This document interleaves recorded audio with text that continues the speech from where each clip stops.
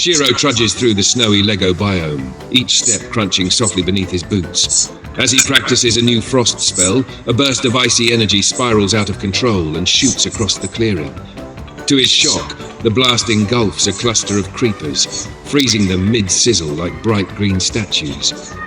Shiro stares wide-eyed at the frosty figures, half impressed and half terrified at what he's just done, the winter wind whistling as if scolding his accidental victory. The icy energy doesn't stop where it landed. Slowly at first, then rapidly, the frozen blocks begin to spread outward, crawling across the snowy Lego ground like a living frost. Within moments, the ice surges toward the nearby village, climbing over pathways and creeping up the sides of houses.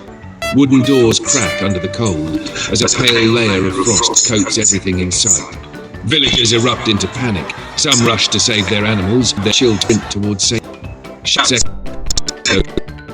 Through the village as the creeping ice gains, and from afar Shiro watches in dread, realizing that his small magical accident has grown into a threat far bigger than he ever intended.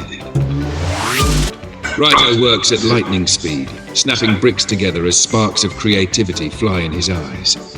In the middle of the snowy chaos, he constructs a towering Lego furnace, its glowing core fueled by bright orange blocks and swirling steam pieces. The structure roars to life with a warm, fiery pulse, standing out like a beacon against the frozen landscape. Meanwhile, Shiro bravely sprints across the icy ground, waving his arms and casting harmless frost bursts to lure the ice creepers toward him. The frozen creatures hiss and shuffle after him, drawn by the traces of magic. With perfect timing, Shiro leads the entire icy swarm straight toward Raito's invention, guiding them to safety as the furnace's heat begins to thaw the spreading frost. Together, the two heroes turn panic into hope, proving that courage and quick thinking can melt even the coldest disaster.